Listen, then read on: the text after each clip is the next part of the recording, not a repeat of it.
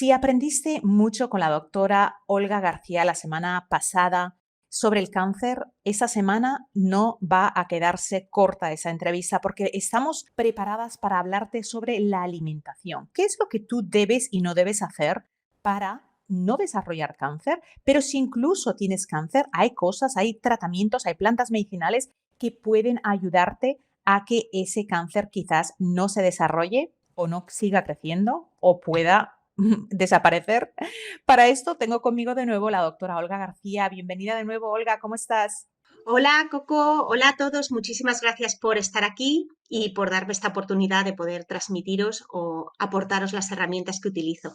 Olga, la semana pasada estuvimos hablando en mucho detalle sobre el origen del cáncer. Ya establecimos que la ciencia nos indica que un porcentaje de un 5% o menos de todos los cánceres son genéticos, que cómo empiezan los cánceres, cómo se mutan, la relación que hay con el sistema digestivo y mucho más. Hoy quiero que nos enfoquemos un poquito en lo que ahora se conoce como una enfermedad metabólica. Ya somos muchos los que estamos en el mundo de la divulgación científica y muchos científicos, científicas que estamos investigando la correlación que existe entre el consumo de ciertos alimentos y el desarrollo y luego la detonación de esas células tumorales en cánceres malignos y metástasis. De todos los alimentos que tú dirías deberíamos realmente no comer mucho, ¿hay alguno que me quieras mencionar? Bueno, yo a mis pacientes siempre les recomiendo una dieta lo más cercana posible a la cetogénica, ¿no? Que para que lo podáis entender es una dieta exenta en azúcares. El azúcar es un alimento que es malísimo para, bueno, no solamente para el cáncer, para muchísimas enfermedades. Es un alimento bueno, consumimos en exceso, que está metido en todos los procesados. Es prácticamente imposible eliminar el azúcar oculto. Es decir, o sea, es que uno va al supermercado y te dicen los pacientes, estoy tratando de hacer la dieta y es que me es dificilísimo poderla hacer porque hay azúcar en el jamón, azúcar en los embutidos, azúcar en las conservas, para todo. Entonces estamos hiperexpuestos al azúcar y las células tumorales, sobre todo, crecen a expensas de azúcar. Es decir, una vez que el cáncer ha proliferado y ha generado un montón de mecanismos y resistencias y ha mutado, es verdad que puede utilizar otros nutrientes como la glutamina, pero el azúcar sigue siendo primordial. Entonces, bueno, yo trataría en todo lo posible de bajar eso, de bajar ese nutriente de forma principal, si yo tuviera esa enfermedad. Ujú. Además que la célula tumoral utiliza el metabolismo acelerado citoplástico. Sí, claro, la célula tumoral es una célula con un metabolismo muy ancestral que es ultra efectivo, no porque sea mucho más rápido, sino porque, no porque sea, sobre todo porque es capaz en ese propio metabolismo de generar, utilizar el azúcar, que es el principal sustrato del metabolismo, para generar todos los ladrillitos que necesita el tumor. El tumor en su propio metabolismo, esa célula genera proteínas, genera sus ladrillos, genera sus vasos, etcétera. Entonces es un metabolismo que se utiliza principalmente por el sistema inmune, por las células muy ancestrales, es decir, todas las células y todos los seres vivos muy ancestrales y por las células tumorales. Entonces, ese metabolismo principalmente come azúcar. Y el azúcar viene, o sea, es procedente del azúcar en sí, y podemos hablar ahí de refrescos, que un refresco, o sea, yo aquí tengo un vaso de agua, pues un vaso de agua obviamente no tiene azúcar, pero si eso fuera un jugo o un zumo de naranja, aquí tendríamos un aporte de azúcar de 40 gramos en ese vaso. Y según las investigaciones, incluso de hecho yo entrevisté al doctor Robert Lastic, autor de Metabolical, y él es un profuso promovedor de un estilo de vida bajo en azúcares y sobre la prevención de la diabetes. Su sugerencia es que consumamos menos de 25 gramos de azúcar al día. Entonces, si yo me estoy tomando un vaso de jugo de fruta en la mañana pensando que, oye, este zumito es muy saludable porque me dicen a veces, no, pero es que lo he hecho en casa. Dime ese zumo aún hecho en casa, ¿por qué es una bomba metabólica y va a alimentar el cáncer? Aún si es un zumo de fruta hecho en casa. ¿Por qué? Bueno, ese zumo de fruta tiene primero muchísimas más frutas de las que uno se podría comer enteras. ¿Cuántas naranjas es capaz de comerse una persona? ¿Cuatro o cinco naranjas en un desayuno? Sin embargo, ¿cuántas naranjas tiene un zumo de fruta, no? O sea, tiene muchísima fructosa. Y la fructosa no deja de ser un sistema, una molécula que une glucosas.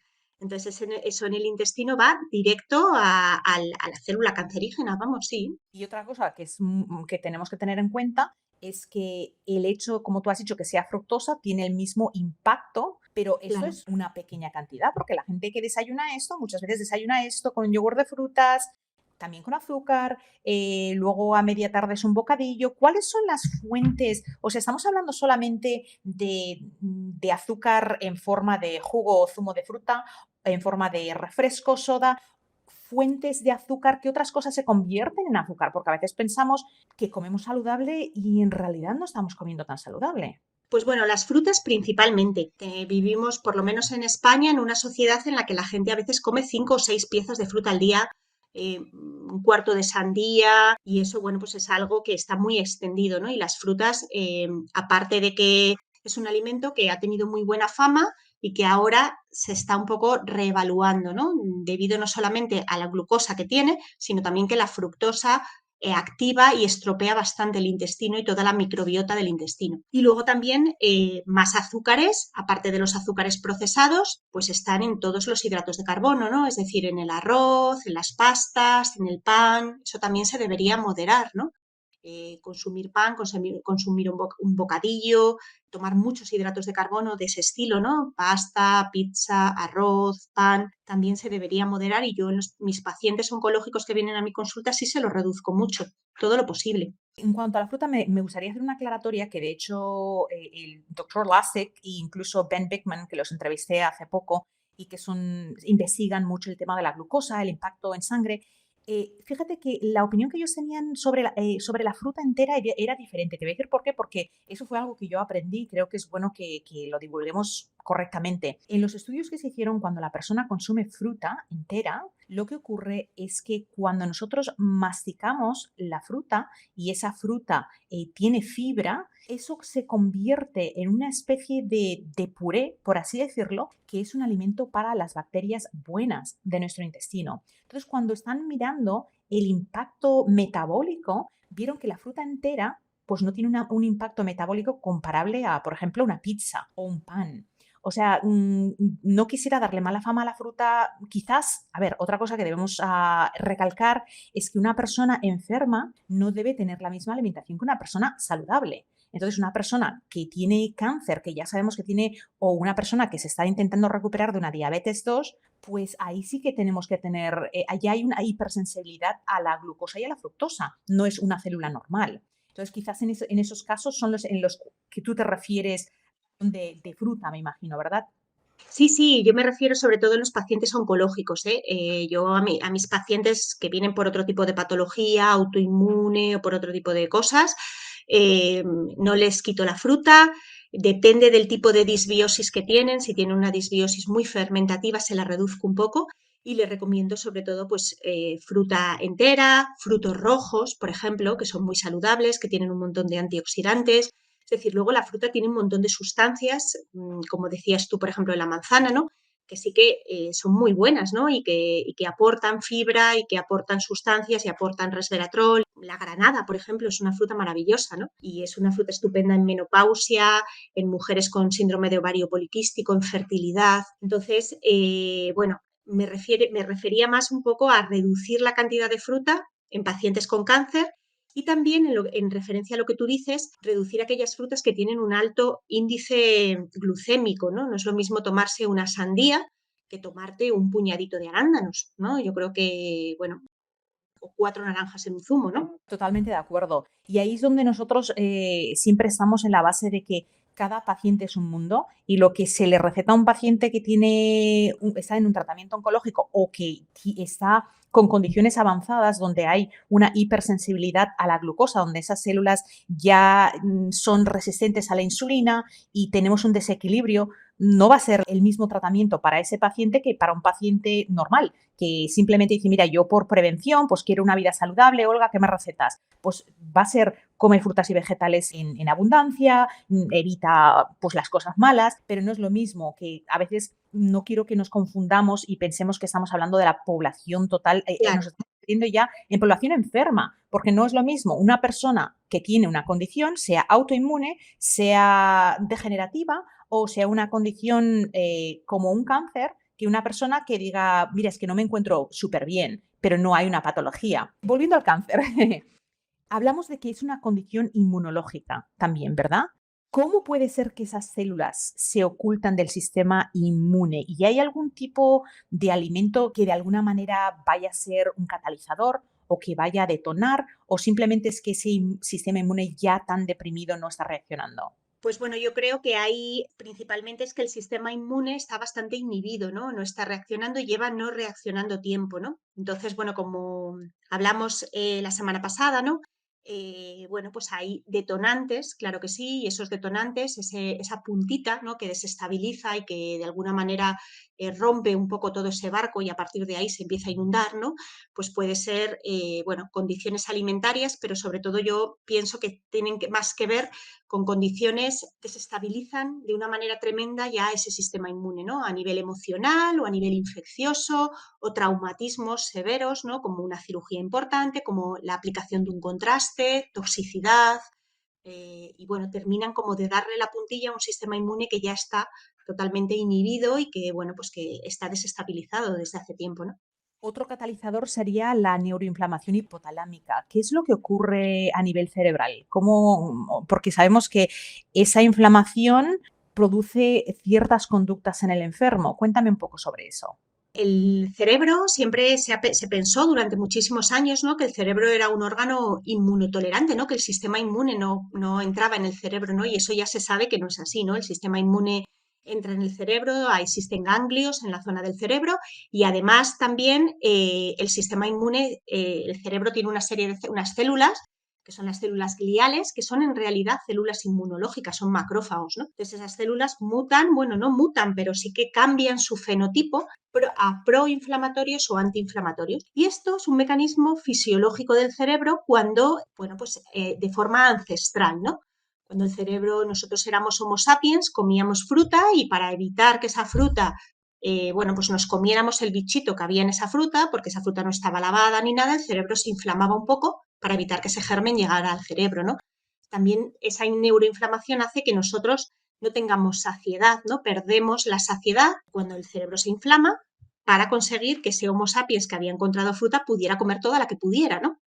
Entonces, actualmente este es un gran mecanismo, la neuroinflamación, sobre todo la del hipotálamo, que es una lentejita muy chiquitita en el cerebro, pero que maneja todo el sistema de saciedad, sed, hormonas y todo el sistema hipotalámico, ¿no? Que tiene mucho que ver con el eje neuroendocrino, pues este cerebro se inflama en enfermedades graves y en enfermedades importantes, ¿no? La mayoría de las enfermedades crónicas tienen asociado un componente de neuroinflamación hipotalámica y el cáncer en concreto, mucho. La neuroinflamación hipotalámica en los pacientes con cáncer pues les obliga un poco a adoptar esa conducta de enfermo, ¿no? Tienen ganas de comer, sobre todo ganas de comer hidratos de carbono, un cansancio muy grande, una lentitud cerebral, que bueno, se asocia a la quimioterapia, pero también se asocia a la propia enfermedad, ¿no? Entonces, de alguna manera, el cerebro se configura para favorecer el cáncer, utiliza el cerebro para favorecer su propio estado, ¿no? Porque al cáncer le interesa que no nos movamos, que comamos mucho azúcar, eso le interesa, que nos socialicemos, que estemos muy cansados. Es que cuando pensamos en el cáncer de la manera como lo estás describiendo, es como esa persona con esa mala idea de dañarte. Es como un individuo con su propia agenda que va a hacer todo lo posible para sobrevivir y para deshacerte de ti. Sí, es como una especie de parasitación y como una especie de, bueno, es una lucha energética, ¿no? Él tiene que sobrevivir a costa de la persona en la que vive, ¿no? Entonces es así. Es triste, pero una realidad. A la misma vez es una enfermedad totalmente oxidativa. O sea, Totalmente. ese cuadro de ese paciente que ya tiene una dopamina reducida, que está deprimido, que está sufriendo toda esa patología representada a nivel fisiológico en cómo la persona actúa porque no se siente mejor, pero luego además tenemos oxidación. ¿Qué daño produce al restante ADN? Bueno, pues el cáncer crece y utiliza ese estado de hipoxia, ¿no? Para crecer y para proliferar. Él se siente muy cómodo en esas condiciones de hipoxia tisular, ¿no? Entonces, mientras que el resto del organismo se va inhibiendo y se va apagando, Explícanos qué es hipoxia, digo, para las personas que quizás no están familiarizadas. La hipoxia es que falta oxígeno en los tejidos, falta oxigenación. Entonces hay una situación en la que al cáncer le interesa que no haya mucho oxígeno en los tejidos. Le viene muy mal el oxígeno. El oxígeno es la vida, ¿no? Cuando vemos un tejido oxigenado, ¿no? Pues está sonrosado, está vivo, late, ¿no? Y el cáncer no. Al cáncer le interesa que ese tejido, o sea, el tejido en el que él crece, esté en estadio de hipoxia, ¿no? En situación de hipoxia con muy poquito oxígeno. Y él crece mejor en esas circunstancias. Entonces, bueno, pues eso favorece su desarrollo, favorece la angiogénesis, que es la creación de nuevos vasitos y carreteras, ¿no? Por las que el cáncer viaja a lo largo del organismo. Y bueno, pues estimula ese tipo de cosas. Si sufres de gastritis, distensión abdominal, gases o si tu digestión es pesada y se te infla el abdomen al comer, Happy Tummy es la solución que has estado buscando. Añade 15 gotas de Happy Tummy en agua antes de las comidas y disfruta de una barriguita feliz. Happy Tummy es una fórmula exclusiva para vitatienda.com. Entra el código Como Curar y recibe un 10% de descuento en tu primera compra. Estamos hablando de este agente que entra en nuestro cuerpo, bueno, que nuestro cuerpo genera, no es que nos haya venido de visita, y que roba toda la función fisiológica humana para convertirse en el rey del mambo y en controlar nuestra vida por completo. Entonces ahora ya sabemos que, bueno, ese es el malo de la película, además que tiene un impacto hormonal, tiene el impacto que ya hemos mencionado en la microbiota, crea problemas de la bioarritmia, o sea, es realmente un estrago. Pero lo bonito de esto, o sea, estamos viendo toda esa parte tan dramática, pero lo bonito de todo esto es que el 95% de personas lo pueden prevenir. Esas son las buenas noticias. Entonces, ya vamos a hablar, déjame que te haga una pregunta, esto es un poco atrevido quizás. ¿Tú crees que el cáncer se ha convertido en un negocio? Claro, el cáncer, como cualquier otra enfermedad crónica, es un gran negocio para algunas personas, ¿no? Que las farmacéuticas, pues, bueno, viven y todo el mundo que trabaja en ellas, claro. O sea, no solamente los grandes, entendemos las farmacéuticas, pero no solamente son los grandes gestores de las farmacéuticas, también hay mucha gente trabajando en las farmacéuticas y las farmacéuticas les conviene, les viene bien que haya enfermedad crónica. Tampoco creo yo que a las farmacéuticas les venga bien que el cáncer mate a muchas personas, ¿no?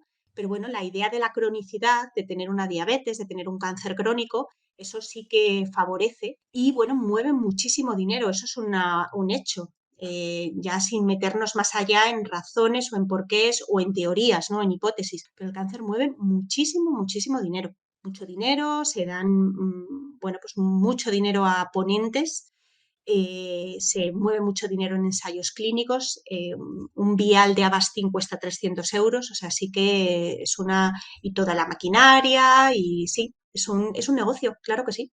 ¿Tú crees que hay interés en prevenirlo? Pues mucho interés no hay en la prevención en general, Coco. Yo creo, ¿no? Que en general un poco el adiestramiento de la medicina está más bien en el tratamiento, que es de donde unos sacan dinero y bueno, pues otros trabajan honestamente tratando de hacerlo mejor para los pacientes desde su conocimiento y no hay tanto interés en la prevención. No hay tanto interés, hay mucho interés en detección precoz, pero no tanto en prevención profunda, en coger a una persona y decir, vamos a ver qué puedes estar haciendo para que esto se haya podido desequilibrar, ¿no? Ahí entra el negocio, por supuesto, el dinero, las farmacéuticas son unos negocios, es un negocio, claro, es así. Y es que la prevención ni siquiera se investiga. No hay, o sea, todas las inversiones que hay sobre la investigación, la lucha contra el cáncer, son tratamientos. ¿Cómo podemos matar a esto? Ya una vez ha salido, pero olvídate de cómo llegó, no, eso como que no le interesa a nadie. Claro, y no se investigan, por ejemplo, cosas que a mí me parecen súper sorprendentes, que son los casos de curaciones espontáneas, entre comillas, ¿no? Eso pues pasa completamente desapercibido, ¿no? Esas personas que de repente pues habrá un montón en el mundo, ¿no? Personas que tuvieron un cáncer y que de repente pues ha desaparecido. ¿Qué han hecho esas personas, no? A mí eso me parece interesantísimo. No, yo Eso no, creo, no, no interesa a la comunidad médica, se considera como una casualidad y no se relacionan unos casos con otros. Y entonces, pues bueno, no encontramos maneras, ¿no? Y bueno, es así. Además, las moléculas está claro que la investigación preclínica, ¿no? La que ocurre en animales, la que ocurre en células in vitro, sí que la financian, está financiada principalmente, por lo menos en España, por el gobierno y por entidades gubernamentales sin ánimo de lucro, ¿no? Y por universidades, y en esa hay mucha investigación preclínica acerca de un montón de sustancias que pudieran ser anticancerígenas, incluso naturales, ¿no? Vitamina C, resveratrol, la epigalocatequina del té verde, etcétera. Y luego resulta que vemos en las investigaciones que cuando tiene que haber investigación clínica con pacientes y con pacientes con cáncer que la financian los laboratorios farmacéuticos, no hay. Tenemos que aclarar algo. El resveratrol no es patentable. La vitamina C no es Claro, patentable. Y algo que no se puede patentar no es un negocio. Y mira, voy a aprovechar para decirte lo que me pasó a mí en España en el 2018. Y lo quiero explicar porque yo me quedé pasmada porque a mí en España no me conocía nadie. Yo llevo casi 30 años en Estados Unidos. He estudiado aquí, mi vida está aquí, todo el trabajo educativo que yo he hecho lo había hecho en Estados Unidos. Bueno, resulta que en el 2017, creo que fue el 2017, yo tenía que pasar un tiempo en España y yo estaba escribiendo un libro que se llamaba Cáncer, lo que tu médico no te cuenta. Entonces ese libro ya lo tenía casi terminado y lo estábamos editando y un conocido mío, un buen amigo, me dice, Coco, mira, es que este libro, él leyó el manuscrito y dice, es muy, muy interesante, tendrías que lánzalo, hacemos como una convención. Yo conozco mucha gente, alquilamos un lugar y ahí lo lanzas, o sea, que sea la presentación del libro en una presentación. Dije, oye, pues mira, no es mala idea. Pero dije, ¿pero quién va a venir si a mí no me conoce nadie en España? Dice, no te preocupes, porque yo corro la voz, conozco a gente y ya verás cómo viene gente. Digo, bueno, pues lo hacemos. Pues yo no, o sea, eso no vino a raíz de mí, porque yo no conocía a nadie en España, fuera de mi familia, gente en el mundo de la medicina, es que no me he movido nunca en España, en ese mundo, yo vivo en Estados Unidos. Yo no sé qué pasó, Olga, que como 2 días antes de la conferencia me llama Miguel, que era el organizador, y me dijo, Coco, estás en todos los periódicos, en todas las emisoras de radio.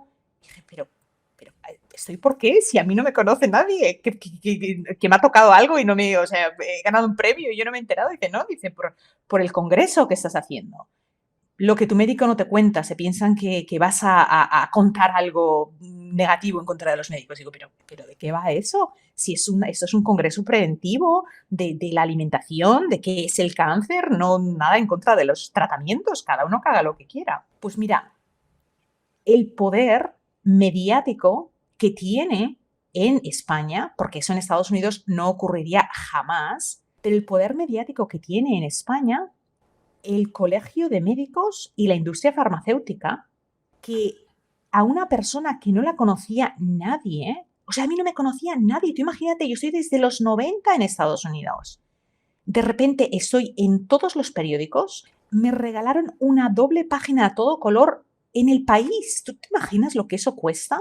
Y todo se lo inventaron. O sea, todo mi historial de carrera, todo lo que yo hago, a qué me dedico, las motivaciones. Y yo estuve en todas las emisoras de radio de España, en todos los canales de televisión, en los periódicos. Oye, tenéis que vivir eso en España porque yo me quedé, dije, es como una caza de brujas. O sea, hemos vuelto a la Inquisición del siglo XV. Yo, bueno, hablo de España, no sé si en otras partes tú me dirás si en Estados Unidos es así, pero hay una corriente de divulgación científica periodística desde hace bastantes años en España. Es una pena enorme, ¿no? Porque, bueno, yo estudié todas las terapias complementarias en el Colegio de Médicos, ¿no? Es decir, era formación que se hacía en centros de salud, que se hacía en el Colegio de Médicos, y eso se cortó hace 8 o 10 años, una campaña agresivísima contra las terapias complementarias. No sé si producto de mucho miedo, no sé muy bien por qué, pero empezó a ocurrir y bueno, pues se empezó a castigar a la gente que hablaba de otras posibilidades, incluso aunque esas posibilidades fueran complementarias, para ayudar, para aliviar, para complementar, ¿no? Los tratamientos convencionales, ¿no? Que es la manera en la que yo abordo la patología, ¿no? Y bueno, eso se empezó a penalizar y entonces hay una especie de ciencia oficial. Hay un discurso de lo que debe ser ciencia oficialmente. Y entonces, pues bueno, el que se sale un poquito de eso o quiere de alguna manera pues investigar o preguntar o se plantea cosas o incluso escucha a los propios pacientes, que son los primeros que se salen de eso, ¿no? Hay un estudio muy bonito hecho, ¿no?, hace ya años, en el cual dice que el 70% de los pacientes a nivel mundial oncológicos utilizan terapias complementarias. Y de ese 70%, solamente un 50% se lo cuenta a su oncólogo. Entonces, eso es lo que estamos consiguiendo. Estamos consiguiendo pacientes que hacen cosas y que no se las comentan a sus médicos porque tienen miedo de que el médico le penalice, le castigue, le regañe, ¿vale? Como si el paciente no fuera soberano, ¿no? Y eso es lo que se encuentran. Y resulta que los médicos que hacemos esto o los profesionales terapeutas de la salud que hacen esto también se encuentran con esas dificultades, ¿no? Entonces, que todo que tenemos que hacerlo a escondidas, ¿no? El propio paciente tiene que vivir eso a escondidas. Voy a hacer esto, pero se lo cuento al oncólogo, te dicen, pobrecitos. A mí se me cae, se me rompe el corazón. Pienso, claro, ¿por qué no? ¿Por qué vas a tener que vivir esto como si fuera algo prohibido? No, claro que no, ya bastante tienes con tu enfermedad. Cuéntaselo, claro que sí, dile que un médico te sigue y que estamos investigando. Bueno, de hecho, yo incluso sé de casos donde pacientes no de oncología, pero es que en España yo llevo tantos años afuera que la verdad es que ahora que estoy invitando a muchas personas de España al podcast, estoy aprendiendo mucho de lo que pasa en esa parte del mundo, que no ocurre aquí en Estados Unidos. O sea, en Estados Unidos el cáncer sí que hay unas terapias alopáticas, invasivas, y son las más comunes, pero también hay terapias integrativas. Y la conversación está más abierta. No hay esa inquisición en contra de todas las terapias naturales. De hecho, en Estados Unidos, a diferencia de en España, no sé en el resto de Europa, pero por ejemplo, yo soy naturópata, pero yo soy médico en Estados Unidos, soy médico naturópata. En España, la carrera ahora mismo no está, bueno, no sé ni si es carrera, si hay reconocimiento. Lo mismo un osteópata. Un osteópata en Estados Unidos estudia con un médico de medicina general y ese osteópata es médico. O sea, nosotros podemos hacer test, podemos hacer operaciones, bueno, yo porque no me especialicé en nada de eso, pero la cuestión está en que en España hay como algún tipo de miedo de que el paciente aprenda prevención. Y entonces todo lo que son terapias alternativas, bueno, es que no son alternativas. De esta manera lo explico. Son complementarias, pero a la misma vez son la medicina de toda la vida. Si retrocedemos al año 1800 y tantos, 1900, antes de que Rockefeller y Carnegie se metieran en el mundo de la medicina como inversores y se dieron cuenta de del gran potencial para crear medicamentos y ganar dinero, la medicina de toda la vida, o sea, cuando dicen, no, es que yo voy al médico de verdad. Bueno, depende de cuándo se convirtió el médico en de verdad, porque la cuestión es que hay un poquito de monopolio. Claro, y son medicinas complementarias, por supuesto. Medicina solo hay una, eso se lo digo yo a todos los pacientes, solo hay una medicina y es la que utilizamos todos aquellos profesionales de la salud que tratamos de que el paciente mejore, se alivie, conviva con la enfermedad o pueda llegar a curarse en alguno de los casos. No siempre se pueden llegar a curar los pacientes, ¿no? Y estas medicinas, estas terapias que son complementarias en nuestro sistema occidental, que parece que es el único, no somos así de egocéntricos, pero son oficiales y las únicas en su propio sistema. O sea, la Ayurveda es una terapia, la medicina tradicional china, ¿no? O sea, en los hospitales chinos se pone acupuntura a la vez que se pone un Ventolin. Entonces, no sé, tenemos un poco esa idea, ¿no?, de que este primer mundo y este pequeño mundo en el que vivimos, ¿no?, pues es el único y es el verdadero, ¿no? Entonces, Yo del mundo de punto de vista más globalista, creo, porque he vivido fuera y en un país muchísimo más grande y un país muy rebelde, porque los Estados Unidos, tenemos que pensar quién fue a los Estados Unidos. Pues la gente que fueron los que se rebelaron de la educación, la religión y todo lo que había que los hacía sentir constraídos o constricted, o sea, limitados en Europa, y se fueron. Entonces ya tienes ahí una población de gente que es un poco más valiente, digo yo, porque para irte, dejar todas sus raíces e irte a explorar, pues ya tienes que tener una genética que se convierte en lo que hablábamos la semana pasada de la epigenética, en una epigenética más valiente, porque la mayoría de gente pues se queda donde está por miedo a lo que posiblemente podría pasar.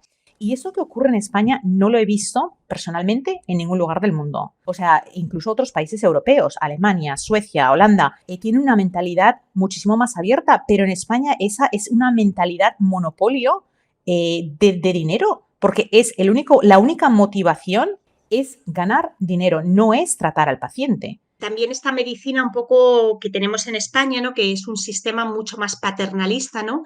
Y bueno, donde el médico es todopoderoso, como decías tú al principio, ¿no? El médico, como el arquitecto, es el que sabe o no, el médico es un ser humano, el médico ha aprendido muchas más cosas que tú, pero el médico está en constante aprendizaje y tiene que hacer un ejercicio constante de humildad, de escuchar a la persona y al ser humano que tiene delante, de darse cuenta que la medicina no es una ciencia exacta y que está en constante avance y en constante cambio. Entonces tenemos que ser muy prudentes y bueno, en Estados Unidos, pues afortunadamente, y bueno, pasa también en los países europeos, en Alemania, en Inglaterra, en Francia también, bueno, pues hay una mezcla de que se escucha más al paciente, el paciente es también cliente, entonces lo que el paciente dice y quiere hay que escucharlo y hay que atenderlo, ¿no? Entonces, bueno, es importante, si el paciente quiere tener yoga en su hospital, pues habrá que valorar, habrá que pensar antes de darle un no por respuesta, ¿no? Y, por otro lado, también son países mucho más prácticos. Entonces, si esto está sucediendo,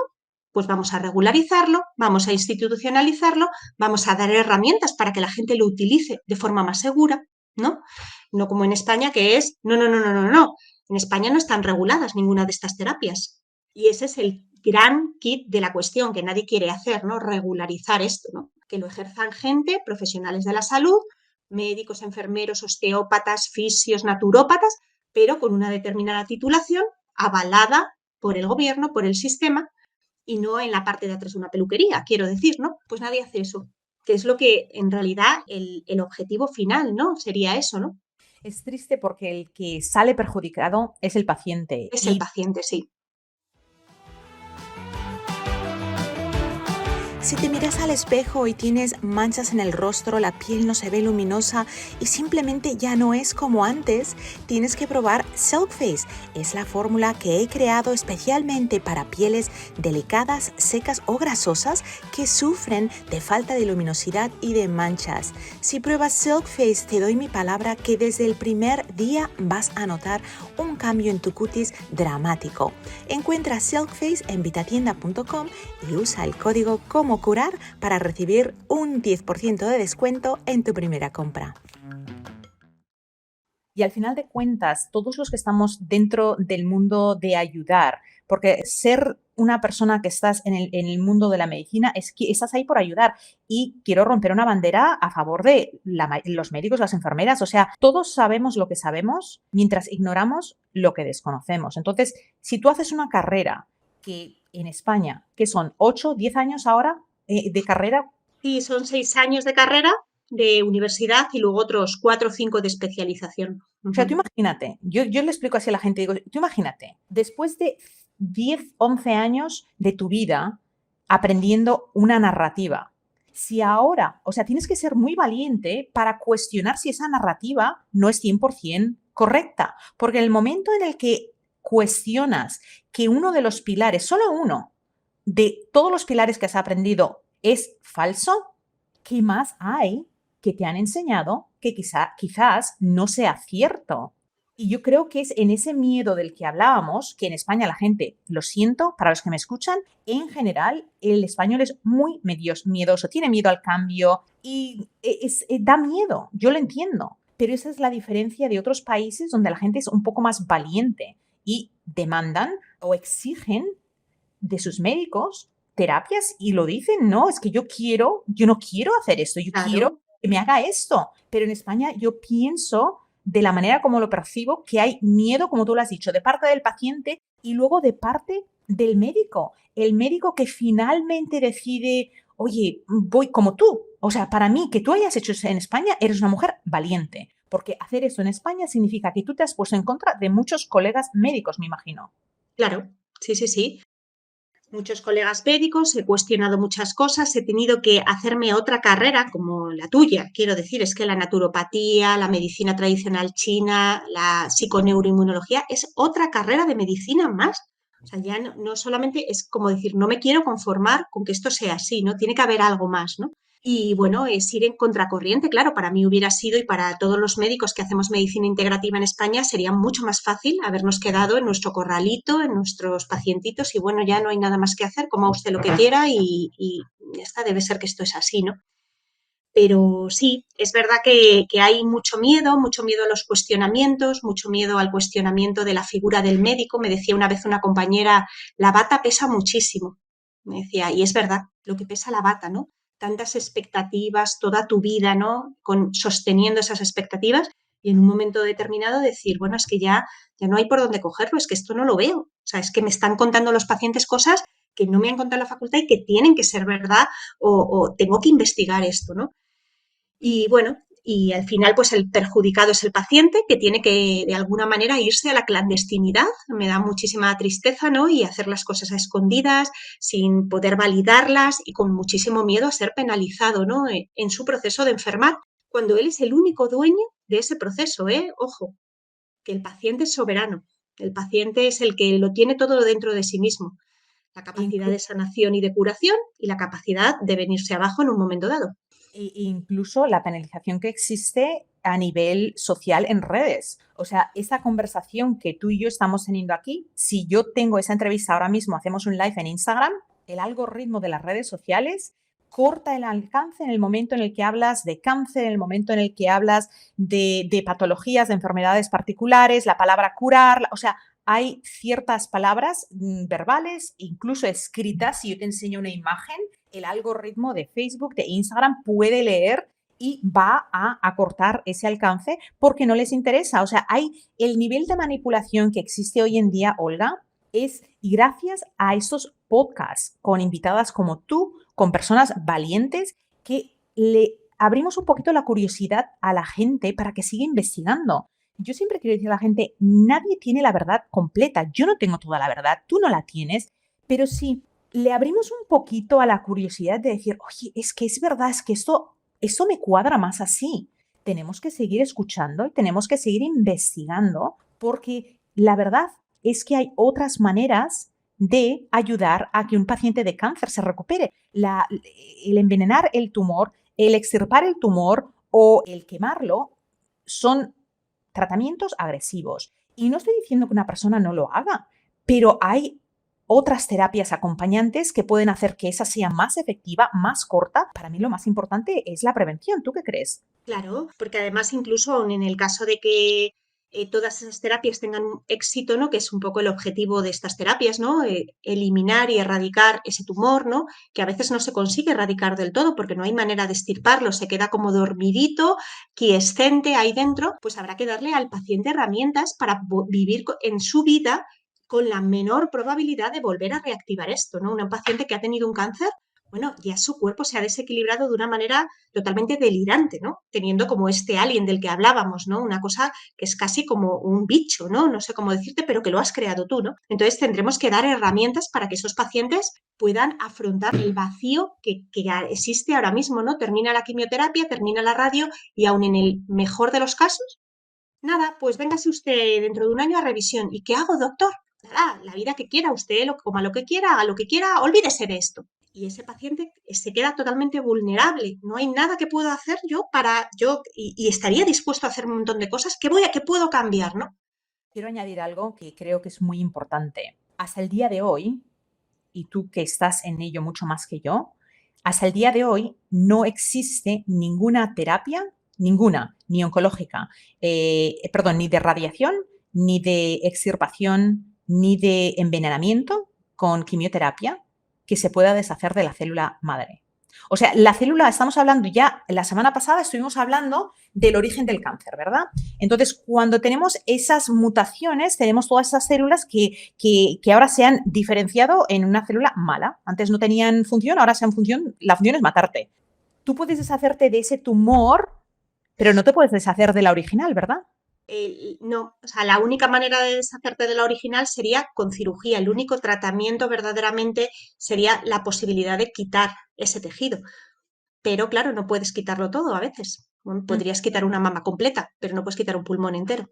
Entonces, bueno, todo el resto de tratamientos van a impedir un poco la diseminación a otros órganos, impedir que esas células que se han soltado se prendan en otros órganos, para que explicarlo así para el paciente, ¿no?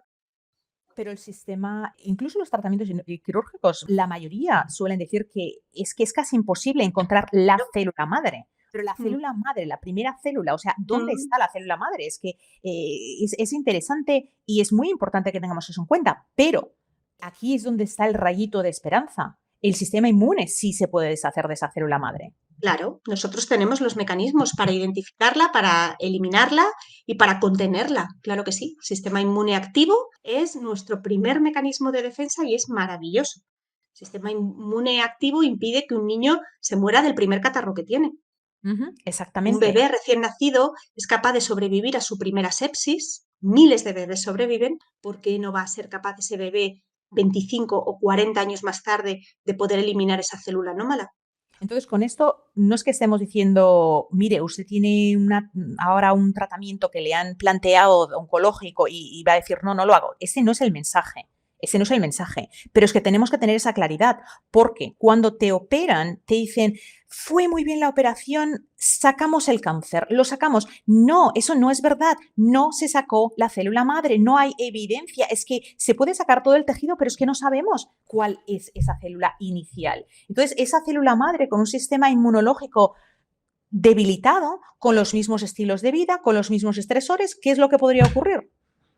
Claro, si mantenemos el mismo contexto que generó y que favoreció ese desequilibrio, volverá a desequilibrarse. Y de hecho hay pacientes que tienen 1, 2 y 3 y 4 cánceres. Claro que sí. Mira, algo que me gustaría tocar es el cáncer de mama. ¿Por qué es tan común el cáncer de mama en las mujeres? Y ahora también en los hombres, pero ¿por qué es tan común el cáncer de mama? Es uno de los más comunes.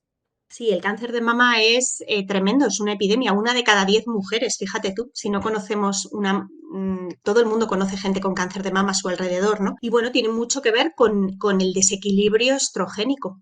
Tiene mucho que ver con los disruptores endocrinos, con el aumento de estrógenos que no solamente afectan al cáncer como cáncer, sino que provocan miles de mujeres con endometriosis, con síndrome de ovario poliquístico, con fibroadenomas en las mamas, las niñas teniendo la regla a los 9 años, con el pecho, con pues eso, botón mamario desde los 2 años.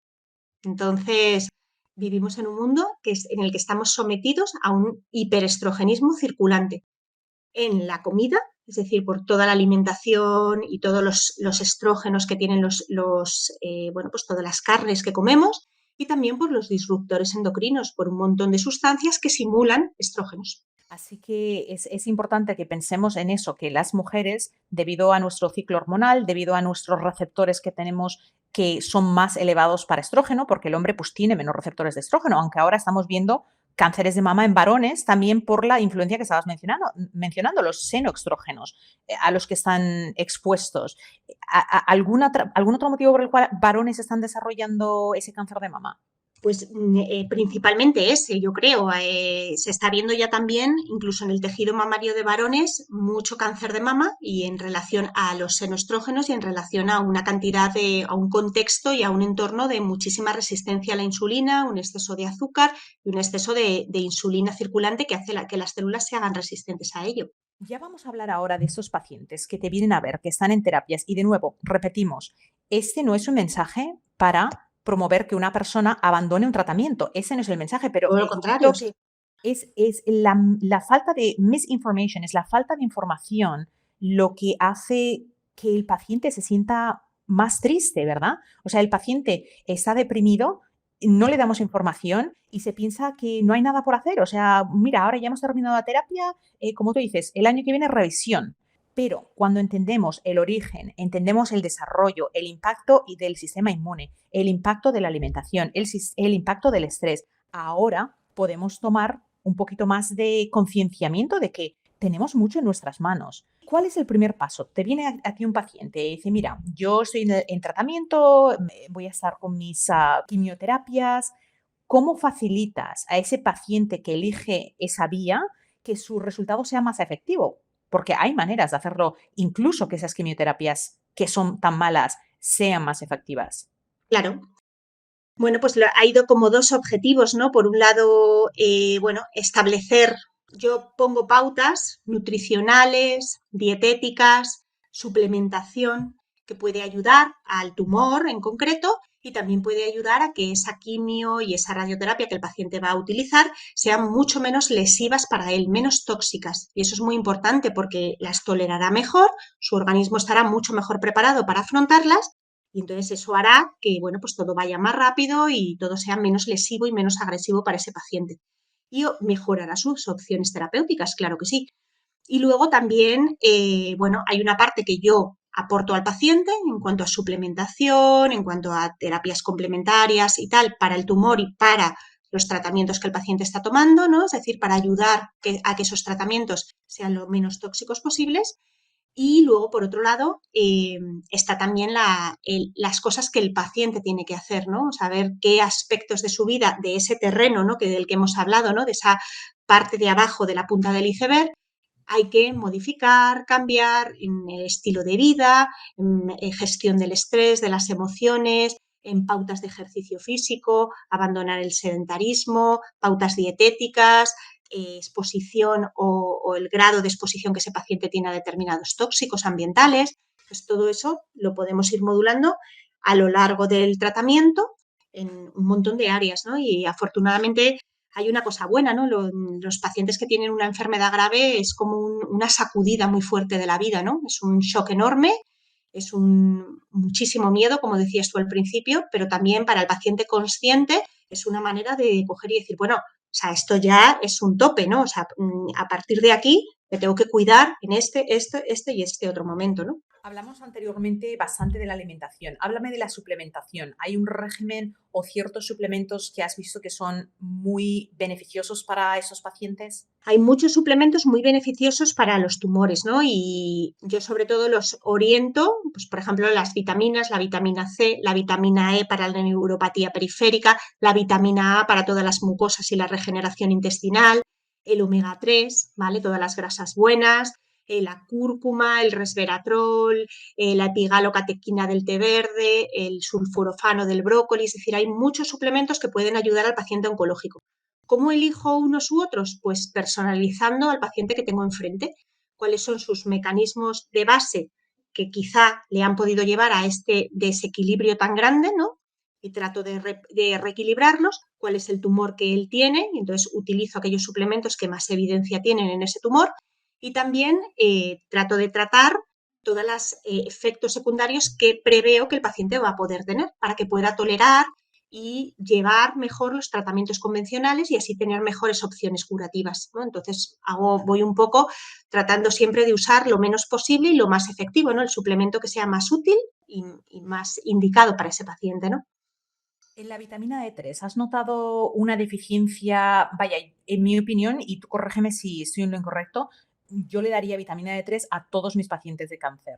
¿Tú qué opinas? ¿Crees que es un nutriente del que hay mucha deficiencia? ¿Lo utilizas? Sí, lo utilizo muchísimo. La vitamina D es una hormona prácticamente, es un regulador inmune.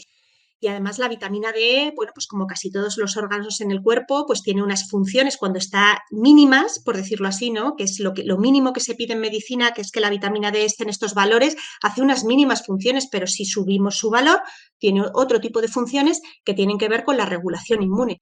Y como estamos hablando de que el sistema inmune es fundamental en los pacientes con cáncer, pues la vitamina D es importantísima, claro que sí.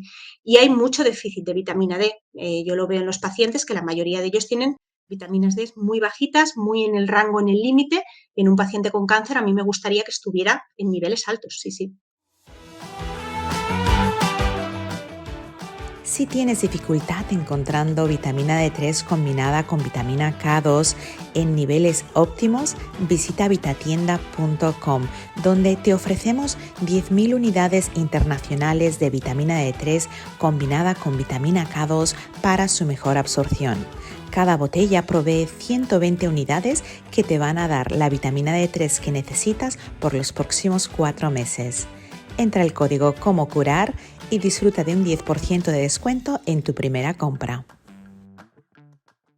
¿Qué niveles buscas? Porque generalmente ahora suelen decir que 20 nanogramos por mililitro es suficiente, que yo creo que es ridículo, pero en Estados Unidos lo que se receta para un paciente de cáncer, si está haciendo un tratamiento integral, es por encima de 100 nanogramos por mililitro. Yo recomiendo tenerlas alrededor de 80, mínimo en esos rangos. Ujú. En España sería, pues eso, desde luego sobre 80 miligramos, sí, sí, en la analítica. Así que, y muchas personas, tengo una entrevista que hice con María Bascuñana, donde hablamos muy extensamente sobre la vitamina D3 y sobre la falta de información que tenemos. Sí, hay también mucha resistencia a la vitamina D por parte de la comunidad médica, se sigue sin pedir, se sigue sin darle importancia, cuesta mucho pedir vitamina D y hay resistencia a aceptar que esto sea importante, ¿no?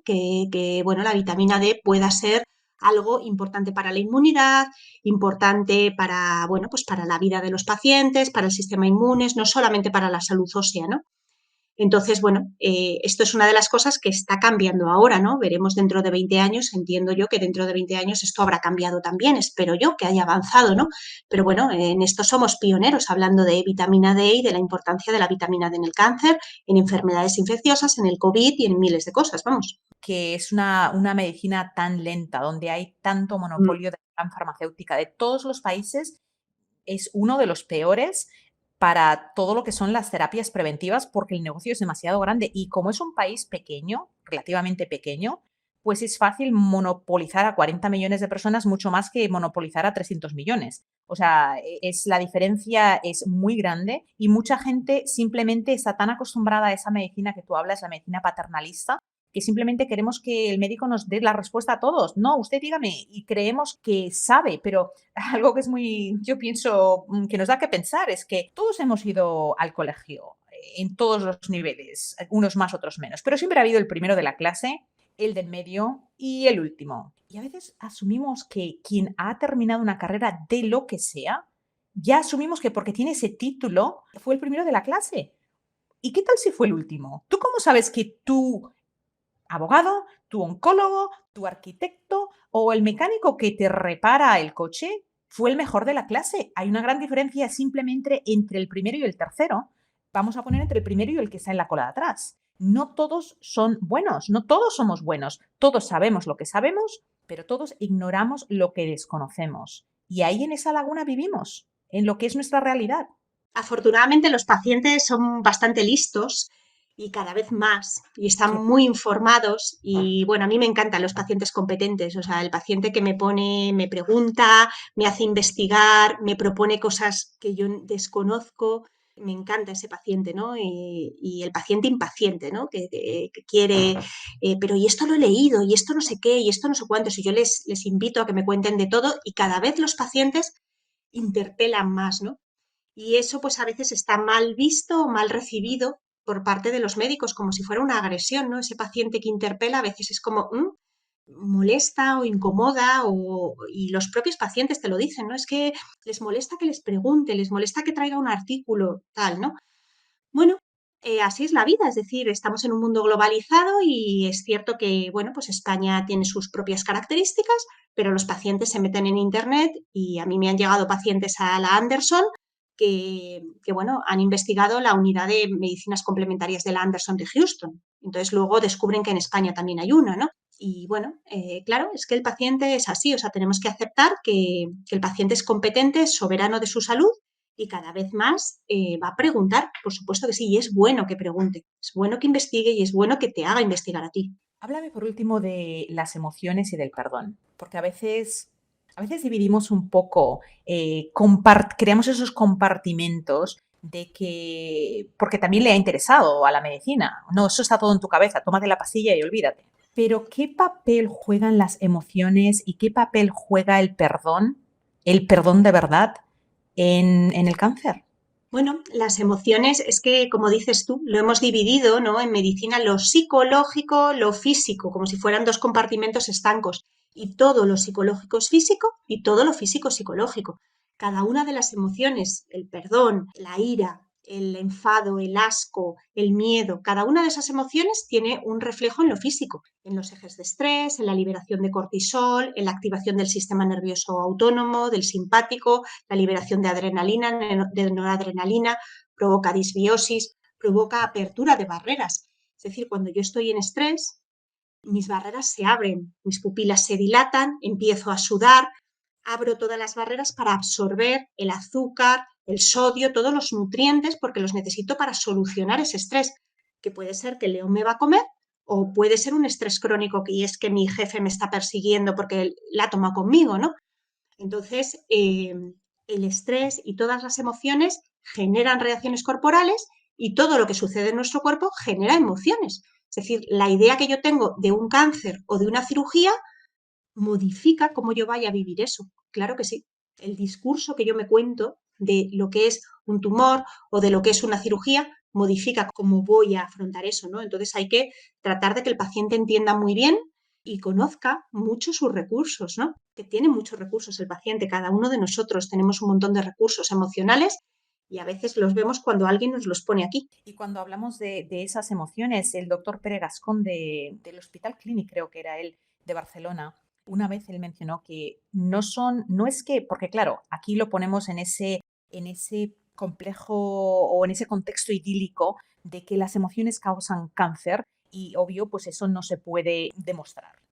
Pero lo que él sí demostró, y me gustó mucho de la manera en cómo él lo explicó, que no es que las emociones causen cáncer, sino que las emociones, como tú bien decías, Olga, ponen a nuestro cuerpo en una estadía más propensa al cáncer. Y de hecho, lo tengo en mi libro Cáncer, lo que tu médico no te cuenta, hablo de cómo hay más receptores de adrenalina, se han encontrado receptores de adrenalina en las células cancerígenas. Entonces, si nosotros tenemos receptores de adrenalina en las células cancerígenas y estimulamos esa adrenalina con estrés, con enfado, ¿qué impacto podría tener? Claro, pues nosotros de alguna manera con cada una de nuestras emociones estamos, por un lado, favoreciendo el desequilibrio, sobre todo con las emociones. En realidad las emociones en sí habría que ver, yo hablaría más de la gestión emocional, ¿no? Más que una emoción en sí. Las emociones son buenas, ¿no? Las emociones no son malas, es como la inflamación, no es buena ni es mala, no es un mecanismo de defensa y nos impulsa a movernos, ¿no? Pero cuando yo gestiono mal esas emociones, cuando las oculto, cuando las contengo, cuando no me las permito, cuando no tenga un espacio donde puedo expresarlas y puedo externalizarlas, ¿no? O cuando he vivido un evento traumático muy dramático en el cual no he podido expresar mi necesidad fundamental, la ira, el enfado, el miedo o lo que sea.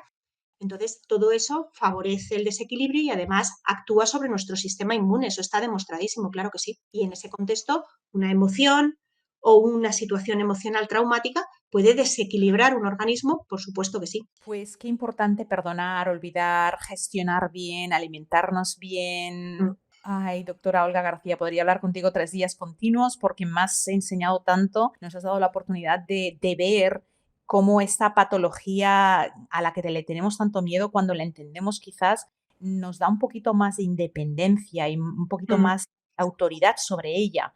Gracias por estar aquí. Dime, ¿dónde te puede encontrar la gente? ¿Haces consultas online para los que no puedan venir presencial? ¿Tienes una web? ¿Tienes redes sociales? Sí, bueno, tengo redes sociales, Instagram, Facebook, LinkedIn. Me pueden encontrar en mi web, es DRA, ¿no? En vez de doctora, DRA, olgagarciagomez.es. Y bueno, ese es mi mail, consultas@dra-olgagarciagomez.es. Hago consultas online, claro que sí. Y bueno, pues estaré encantada de aportar pues a todos los oyentes y bueno, mi pequeño granito de arena, ¿no? Y bueno, potenciar pues todas esas capacidades que tiene cada uno de ellos, ¿no? Para encontrar sus propios recursos físicos y emocionales, claro que sí. Ha sido un placer tenerte. Te vamos a tener en un futuro porque me han quedado muchas preguntas en el tintero. Gracias por estar aquí, gracias por tu tiempo y espero que algún día nos podamos conocer en persona y darte un abrazo muy fuerte por la gran labor contributiva que haces. Gracias, muchísimas gracias a ti, Coco. Principalmente gracias a ti por ser muy valiente, por seguir divulgando este tipo de medicina que, bueno, pues estamos dándonos espacio, ¿no? Pues a los médicos, a los profesionales de la salud, que estamos tratando de ayudar, que ese es el objetivo de todos a nuestros pacientes, desde otra manera o escuchándolos de otra manera o tratando de investigar en otras líneas. Y muchísimas gracias por permitirme este espacio y estaré, me encantaría conocerte, claro que sí. Pues un En abrazo muy grande. persona, quiero decir. Pues muchas gracias, un placer y chicos, no olviden en Cómo Curar todas las semanas invitadas e invitados de categoría que nos regalan su tiempo sin ningún fin lucrativo, con la única esperanza de que tú tengas esperanza. Gracias.